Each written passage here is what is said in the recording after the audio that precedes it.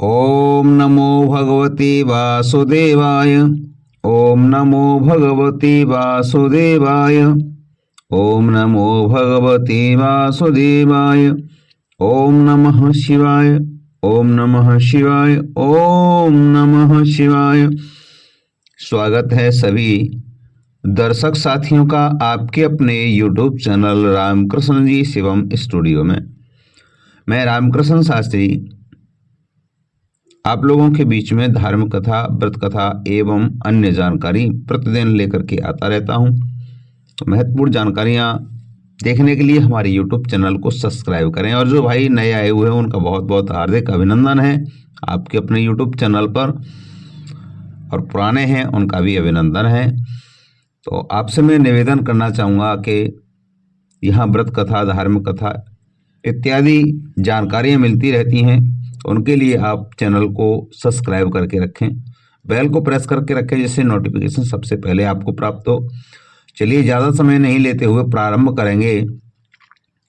जो जानकारी है माघ मास महात्म्य के चतुर्थ अध्याय यानी माह मास का अध्याय 4 नंबर कथा। कहानी क्या है, क्यों ये महत्वपूर्ण माघ महीना है, स्नान कैसे कैसे किसने क्या किया, ये संपूर्ण जानकारी आपको मिलेगी। तो कल आपने जो सुना था उससे आगे की कथा आप श्रवण करेंगे। तो चलिए ज़्यादा समय नहीं लेते हुए प्रारंभ करते हैं कि कहा कि श्री राजन कहना है कि हे राजन, अब मैं माघ के उस महात्म्य को बताता हूं जो कार्तवीर्य के पद पर दार्शनिकों ने कहा था। जिस समय साक्षात विष्णु के रूप में साक्षात सत्य पर्वत पर रहते थे, तब महेशमती के राजा सहस्रार्जुन ने पूछा था कि हे योगियों में श्रेष्ठ साक्षात जी, मैंने सब धर्म सुने हैं, अब आप कृपया करके माघ मास का महात्म्य कहें। तब सहायक जी बोले कि नारद जी से ब्रह्मा जी ने कहा कि था वही माघ महात्म्य। मैं जो आश्वस्त हूं, इस कर्म भूमि भारत में जन्म लेकर के जिसने माघ स्नान किया उसका जन्म निष्फल नहीं हुआ। भगवान की आराधना, पापों के नाश और स्वर्ग की प्राप्ति के लिए माघ स्नान अवश्य करना चाहिए। और यदि यह पुष्टि व शुद्ध शरीर माघ स्नान के बिना ही रह जाए तो इसकी साथ रक्षा करने के से क्या लाभ।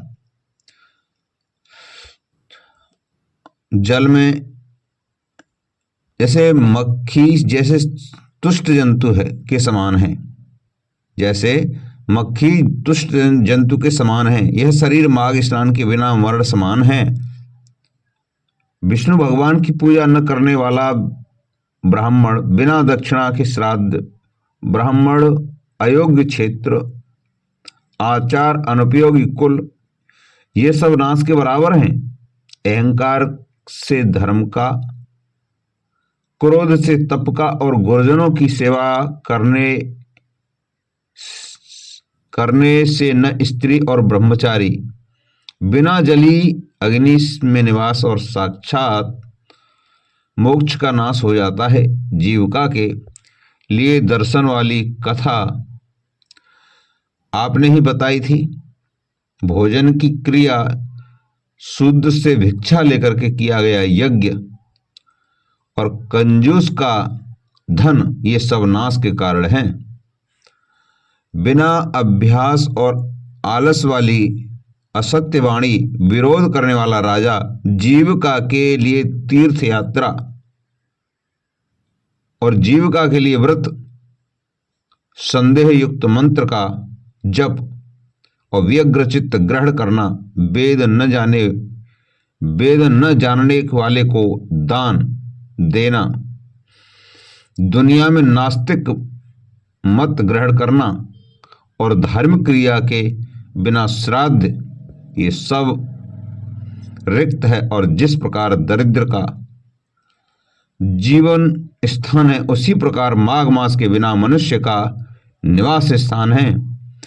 ब्रह्मघाटी सोना चुराने वाला, इसमें पीने वाला, गुरपत्नी, इन चारों की संगति करने वाला माघ स्नान से पवित्र होता है। जल कहावत है कि सूर्योदय से पहले जो स्नान करता है मैं उसके बड़े से बड़े पापों को नष्ट कर देता हूं और महापातक भी, और स्नान करने से भस्म हो जाते हैं। माघ मास के स्नान करने से पापी से पापी के पाप नष्ट हो जाते हैं। तो माघ मास के स्नान का जब समय होता है तो सभी आप अपने पाप के नाश से भय से कांप जाते हैं। जैसे मेघों से युक्त आकाश चंद्रमा प्रकाश करता है, वैसे ही श्रेष्ठ मनुष्य माघ मास में स्नान करके प्रकाशमान होते हैं। काया वाचा मनसा से जुड़े छोटे या बड़े, नए या पुराने,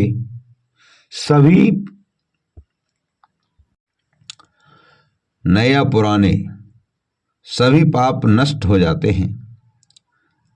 आलसी यानी आलस में बिना जाने जो पाप किया गया वह भी नाश को प्राप्त होता है, यानी वो भी, उसका भी नाश हो जाता है।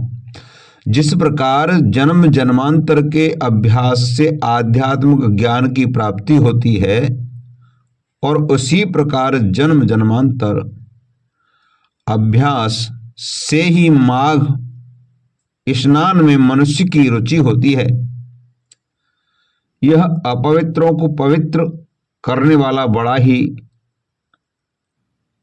अच्छा और दुनिया में सबसे अच्छा पवित्र वस्तुओं को धोने वाला माघ महीना है। हे राजन, मन वांछित फल देने वाला है। माघ स्नान नहीं जो माघ स्नान नहीं करता वह सूर्य चंद्र के समान भोग कैसे लगा सकता है? सूर्य चंद्रमा को भोग कैसे लगा सकता है? तो बड़ा ही पवित्र महीना है माघ महीना का। तो हमें सारे पापों को नष्ट करने के लिए अवश्य स्नान करना चाहिए। सूर्योदय से पहले स्नान करना चाहिए। गर्म पानी का यूज नहीं करना चाहिए। जैसे लोग गर्म पानी करके स्नान करते हैं वो नहीं करना चाहिए। तो इस तरीके से ये कथा आप यहीं तक विराम लेती है। चौथा अध्याय यहीं विराम लेता है। मिलते हैं अगले 5वें अध्याय के साथ। तब तक के लिए जय श्री राधे कृष्णा, हर हर महादेव, जय शंभो कैलाशपति।